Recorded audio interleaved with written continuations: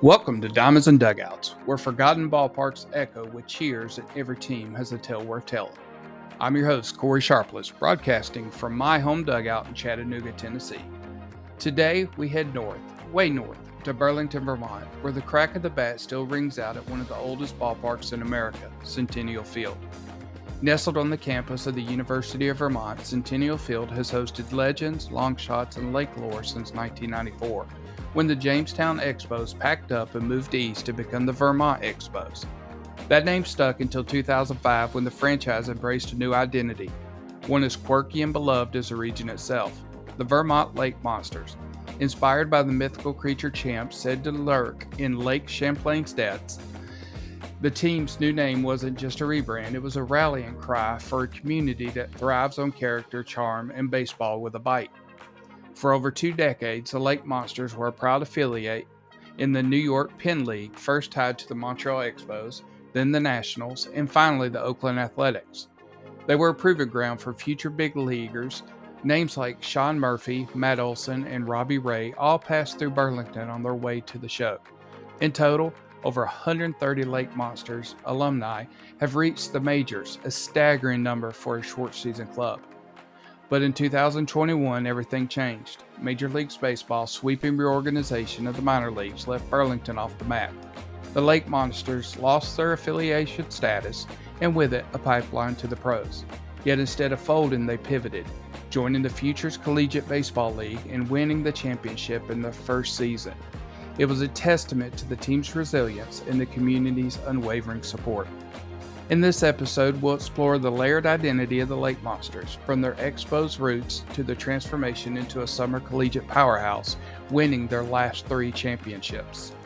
We'll walk the grandstand of Centennial Field, where history whispers from every bleacher, and we'll meet the fans, the players, and storytellers who've kept the spirit of affiliated baseball alive even after the affiliation was gone. Because in Burlington, baseball isn't just a game, it's a legacy, and Champ is still watching. Let's dive in. Hello, everybody. Today we're talking to CJ Knudsen of the Lake Monsters of Burlington, Vermont. I guess the actual term is the Vermont Lake Monsters. Member of the Collegiate League, of the Futures League. If you don't mind, would you kind of tell us about yourself? What's your baseball story? Yeah, I grew up playing baseball, loved playing baseball, would love to would have played in college professionally, but wasn't good enough, unfortunately. But I did an internship with the Vermont Expos, which was the single-A short season team for the Montreal Expos back in 1995. I was an intern for those guys, drove around the entire state of Vermont delivering about 100,000 pocket schedules. When I was done with that, I ended up tearing 167,000 tickets because all the tickets back then were on paper, basically ticket stock, as opposed to being digital. And then throughout the course of that internship in summer, I realized that this might be a career that I could potentially look at. And I was finished the internship, went back to college, finished my degree in sports management, minored in business at Keene State College, and then graduated in '96, moved to Houston, Texas for a little while because my parents were living down there, and then got a call on my day off to interview for the assistant GM job for the Vermont Expos. So I was fortunate enough to get that, and then that kind of continued my career in baseball, and I've been in baseball ever since. So that was 1997, rejoining with those guys in March, and then prior to the 2000 season, I was named the GM for the Vermont Expos, and then did that for 10 years. And so I was with that team for about 14 years total, and then I felt like I needed to spread my wings a little bit, so I ended up leaving the ball club in November of '09. Had some awesome opportunities out there. I decided to move to Connecticut to help relaunch a team that was relocating from Oneonta, New York, which was part of the Detroit Tigers. And so I moved to Norwich, Connecticut, and I was supposed to be there for 1 season. And 2 weeks into it, the owner asked me to stay for another year. And so I said, let's just get through season number 1 first. And at the end of that season, which was 2010 season, really enjoyed it. Felt like we had a lot more work to do. We accomplished a lot in a market with a big stadium, about 7,000 people in the stadium. And then so I stayed for another year. And then at that point, the GM decided to leave, and I was named the GM for a few years there, and then moved back to Vermont to start a family. And I thought I was going to get out of baseball, but the owner wouldn't let me leave, and so I basically helped run the franchise from my house in Vermont, commuted back and forth, and then was with the Tigers, the Connecticut Tigers, for 11 years, and then Major League Baseball decided to change the structure of minor league baseball, and at that point, 42 communities across the country lost their baseball teams, lost their affiliation, and so a lot of stuff was in flux. So obviously, that happened, as COVID was happening. 2020 season was canceled, and so there was a lot of stuff up in the air. And so I thought I was probably going to be out of baseball. It felt like the time to probably leave baseball for a little while. And then at that point, I got a call from our current owner, Chris English, to he asked me to come back to Vermont to help relaunch that franchise. And so that's the super abridged version, but it's been a ton of fun. And this year just marked my 30th season of baseball. That's awesome. That's an incredible story. And I talk to a lot of people that they start out with an internship, something just to do for, college or college credits. And then next thing you know, there's 25, 30 years behind them and they've been in baseball. I talked with a general manager a couple of weeks ago in Greensboro, and he was the same story. He was like, I'm just going to do this to help out. It's just something to do. And now he's got 30 years of minor league baseball behind him. So that's awesome. I'll be honest with you. I'm jealous of that. I've done a lot of stuff in my career, but I would give anything to just be able to make my living through minor league baseball. I just enjoy it that much. Can you tell us a little bit of history about the Lake Monsters themselves?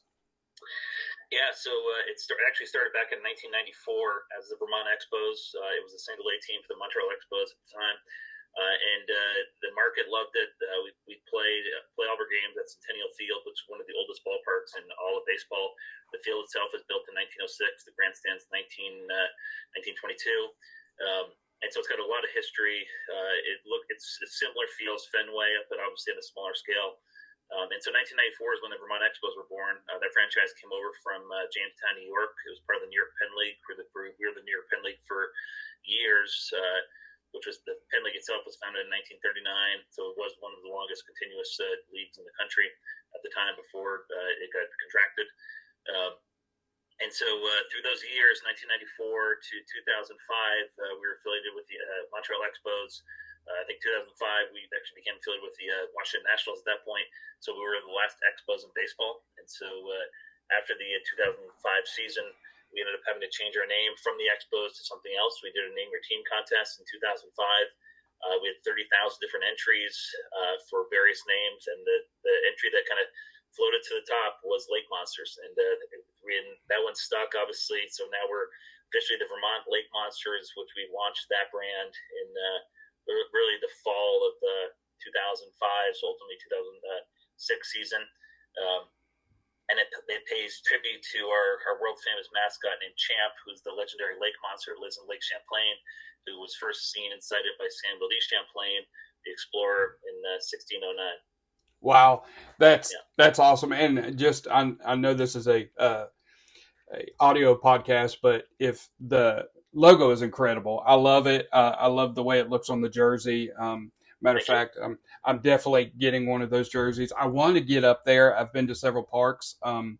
We actually just I've started going to New England more. So next year I am definitely getting up to a Lake Monster game. I'm very excited about that. Just love what you're doing there with the logo and everything. It's minor league baseball. It doesn't matter if it's professional, if it's collegiate. It's just that whole feeling is just incredible. So several notable alumni have come through there. Me being from Georgia, I'm a huge Braves fan, so I'm going to point out Sean Murphy and Matt Olson have both played there. So others too, but they're not as important as my Braves people. So, so let's kind of talk about the restructuring. When did you start to get a sense that things were about to change? It's a great question. 2020, that's when ultimately the PBA, the Professional Baseball Agreement between Major League Baseball and minor league baseball, was getting ready to expire. I believe, and that's September 2020, if I'm correct.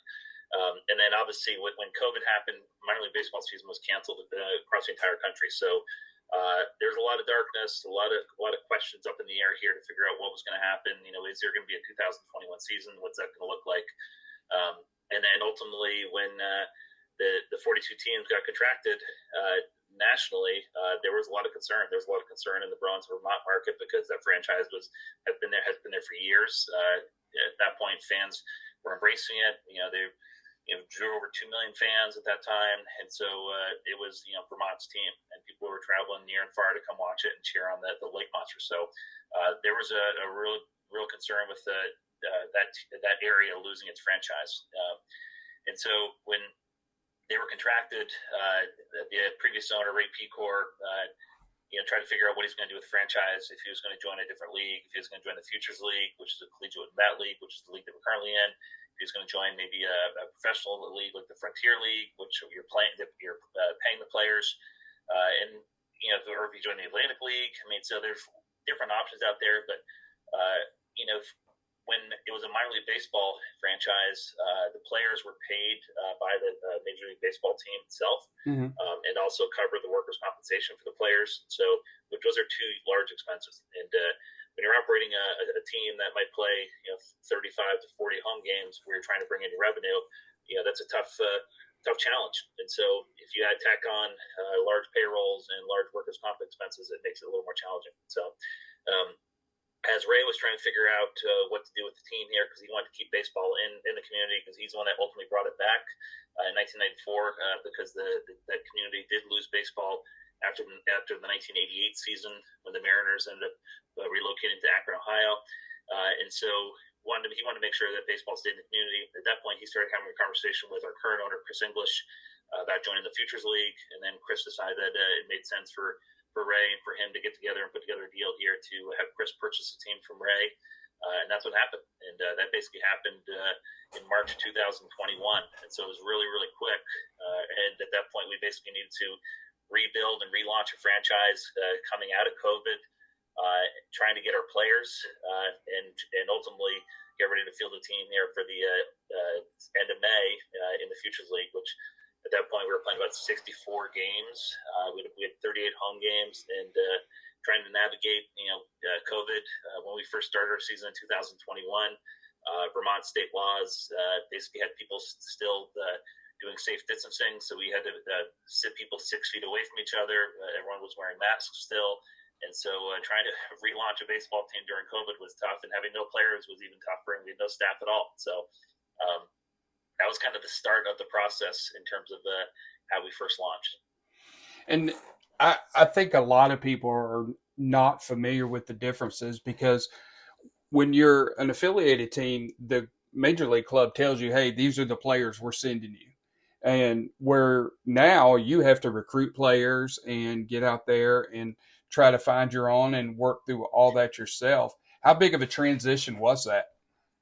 Incredibly tough. I mean, it was it was a huge challenge. So, Chris was trying to recruit me to come back to be the GM and run the team. I live about an hour and 40 minutes south of the ballpark, South Burlington.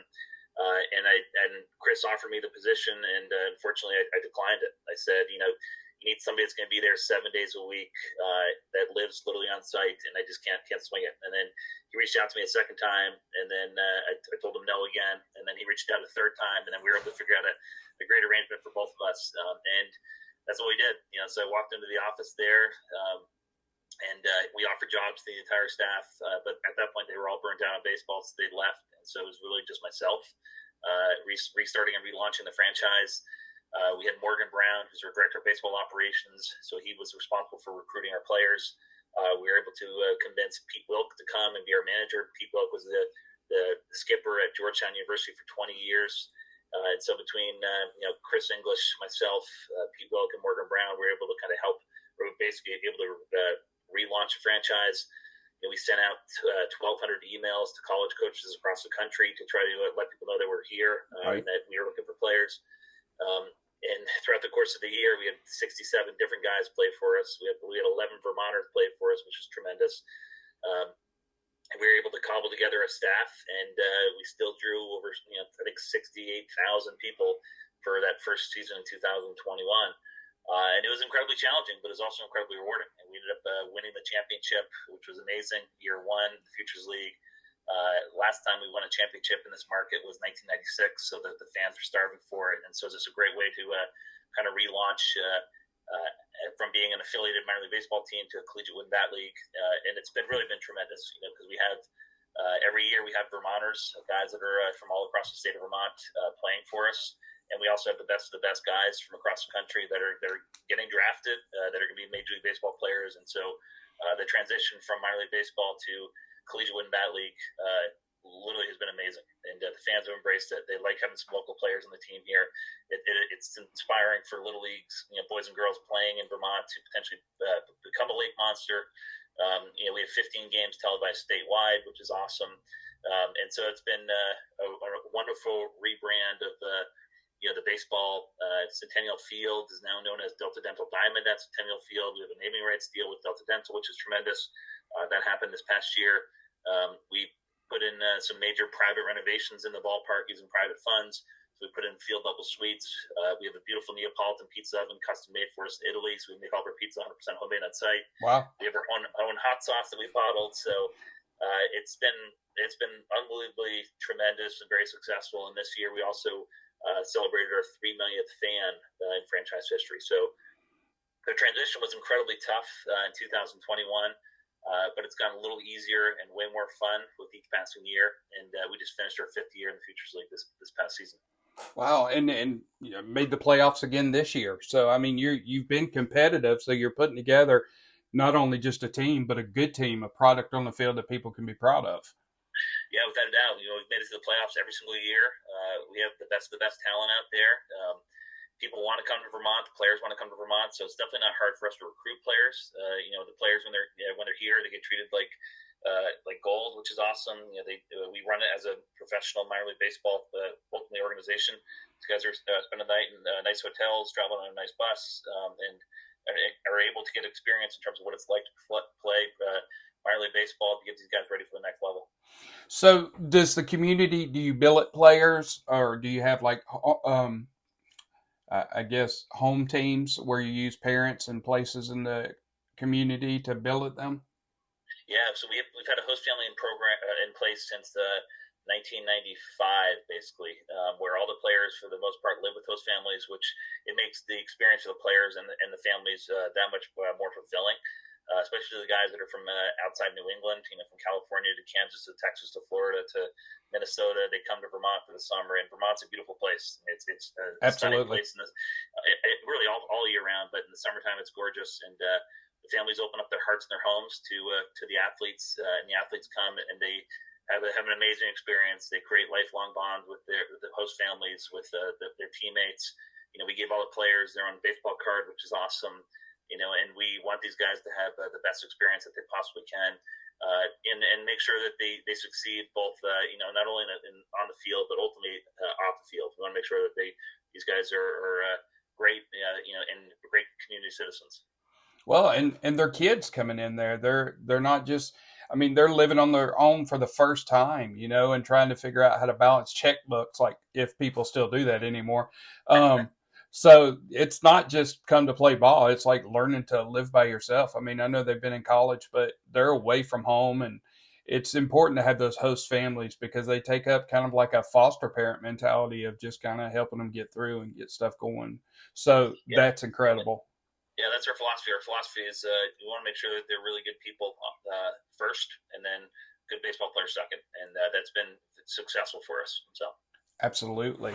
So going back to the restructure, when it came down, how did that work with Major League Baseball? Was there like a committee, a board, or was there one person in charge that was making these decisions or making these new standards and requirements? To my knowledge, there was a committee representing minor league baseball and the minor league baseball owners and teams, and they were negotiating with Major League Baseball. I was not part of that committee or part of that discussions, but I believe that's kind of what was happening as they're trying to figure out the restructuring of the minor league system and ultimately the baseball system. So, and we were a casualty. Our franchise was in Burlington. And obviously, the 41 other baseball teams across the country were as well. Some leagues just literally stopped existing. The New York Penn League, which was the league that we were in, basically folded, and there's no longer houses a team because there's the league that isn't there anymore. So I think there was just a lot of unknowns, a lot of questions out there. Some teams literally just closed their doors and walked away. Other teams were able to figure out different leagues and options.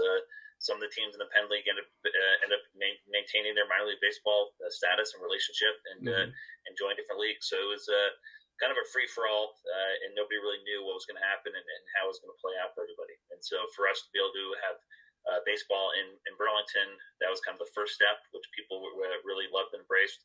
And then the second step, trying to figure out, what league and level made sense for us and the future of the league. It was a home run for us in every single aspect. We play 62 games, so a similar schedule to what we were before when we were minor league baseball teams. We played 35 to 40 home games. Now we have 4, 5, 6 guys from Vermont, and then we still have the best of the best. And it gives a chance for the Vermonters to get scouted by Major League Baseball scouts and be seen and get exposure on a national level.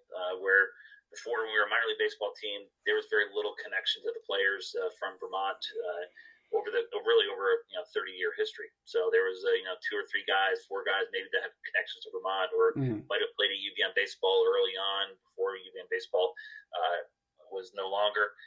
So it's been great to have some local connections playing for us and having their image and their name on the video board. So what were some of the requirements that Centennial Field was not able to make, or what was the general reasoning that affiliation was gone? I know some locations where they couldn't do the infrastructure that was required, or they didn't have the funds to do it. Was there any of the requirements that were just like, we just can't do that? I don't think they were ever given an opportunity to present that. So it just kind of wasn't an option, and that's it. So and that happened to, I think, a lot of teams is they were never given the opportunity to say, yes, we can make these fan amenities or player amenities, things like that. It just kind of happened, and that was it. So at least that's my understanding. And so I think teams were kind of forced to figure out what they were going to do. If they were going to, join the league, what league are they going to be? What do they need to do for specifics? But I think at the end of the day, it's just every team basically had to decide what they're going to do ultimately on their own. Right. And this journey for me with researching the 2021 merger started with Great Falls Voyagers, which was the Pioneer League in Montana. And they were another one. And I've heard the same thing from them. It was like, it was just kind of not an option. It wasn't, here's the requirements, can you do it? So it's interesting to hear the different sides of that, because some apparently had the options to try to complete the requirements and bring everything up to standard. But so how did it affect the community as a whole? I think people were really concerned about losing baseball. With the Vermont Expos / Vermont Lake Monsters have been woven into the fabric of the Green Mountain State for years, and it's given back to the community so much. And it's a long storied franchise, been very successful, and it's just embedded in the community. And so when 2020 happened with COVID, people were obviously concerned about a lot of things, and not being able to come out to the ballpark to cheer on their local team was one of them. And then as soon as it came down that the team was going to be no longer a minor league baseball team and no longer affiliated with the Oakland Athletics, that there was a lot of unknown questions and unknown answers ultimately to figure out what's going to happen to the franchise. So, and that's where it kind of became the saving grace to maintain the franchise, join the Futures League, and it's been a great decision ever since. That's awesome. Was there any steps to get the information out to Burlington and the surrounding areas that, hey, this isn't us, this is Major League Baseball making this decision? Because I could see how it'd be really easy for them to think, well, they just didn't do it or not doing something there. What was that method like to maintain community support?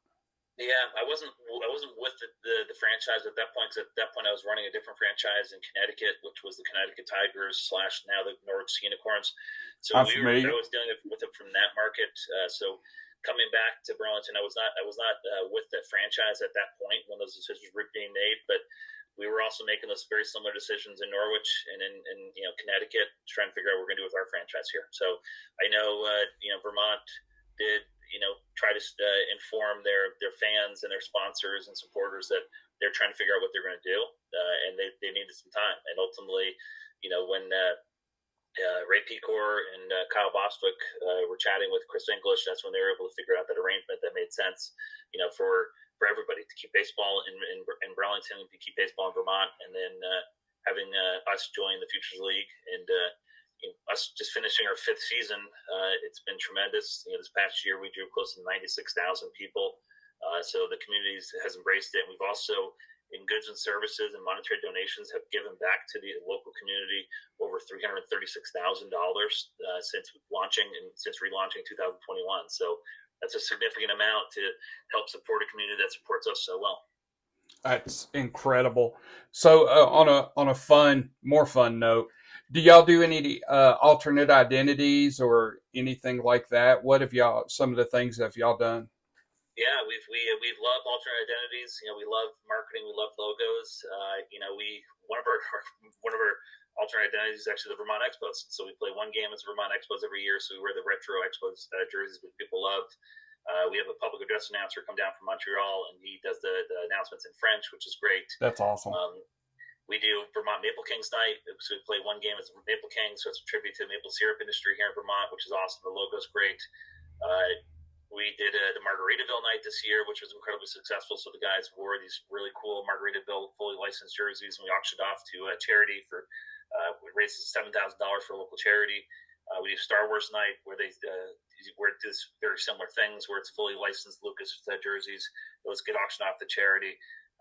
And then a couple of years ago, we ended up launching a new brand called the Vermont Creamies, and that kind of happened because one of our staff members, she was from Florida, she came up and to join us, and she asked a question. She's like, "Can I ask you a weird question?" And we're like, "Sure. What's the question?" She's like, "What's a creamy?" And we're like, "What do you mean, what's a creamy?" And then so that's when we kind of figured out, oh, there might be something here, and so we created the Vermont Creamies brand, which is basically a tribute to the Creamy, which is a Vermont's version of the soft serve ice cream. And that brand has taken off.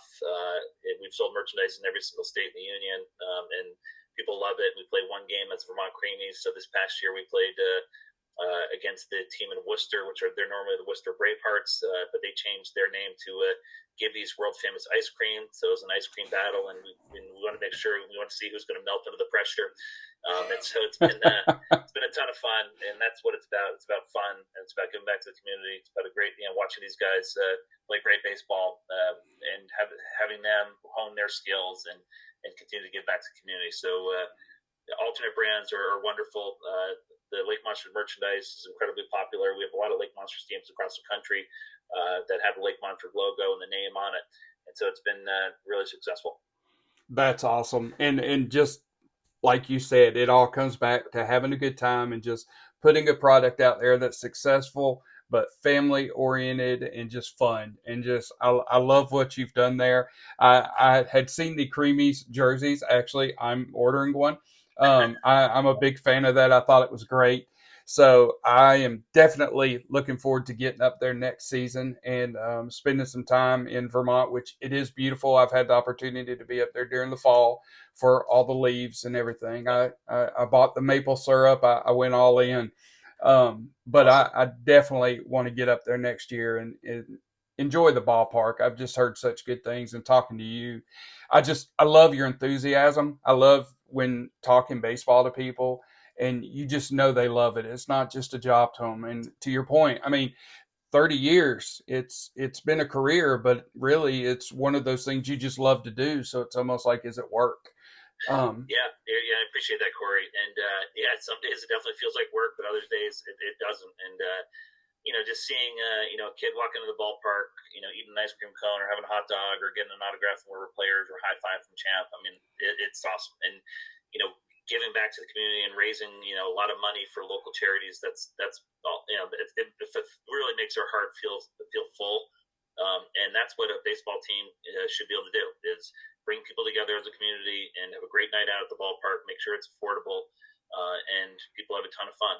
And that's why we do things like Kids Eat Free every Wednesday, which has been hugely popular. That's why we do 25-cent hot dog nights. We do 3 of those a year. It's called Hot Dog Hysteria. It's insane, and it literally is hysteria. This past year, on those 3 nights, we sold 29,000 hot dogs. So it's a ton of fun. The guys wear these hideous jerseys, but they're unbelievably magical with hot dogs and quarters on them. The fans love them. The players love them. And it's a lot more than running a business. It's really about impacting people's lives and giving back to the community and creating opportunity for everybody ultimately. Well, I want to congratulate you and the Lake Monsters on your success. Not only, I mean, your field product, but just your management team and what y'all have done to continue baseball in Burlington. I know the community appreciates that, and I just love talking to you. And I want to thank you so much for your time. I normally ask the question, "What's the best part of your job?" But I think you just answered it, and I just again, the enthusiasm I'm seeing and hearing in your voice, I just love it. So I appreciate your time, CJ. Look forward to continuing conversations maybe in the future, and hopefully you can help me out some more with this project as we go if I have questions that come up. But ultimately, just thank you for your time. Love the conversation, and I look forward to getting up there and maybe meeting you in person and giving Champ a high five. That'd be awesome, Corey. Thank you so much for having me on here. Really appreciate it. Appreciate the support. It's been an awesome ride. We're looking forward to 2026 already. And go Monsters. Go Monsters. Thanks, CJ. Appreciate you. All right. Take care. Bye. Bye.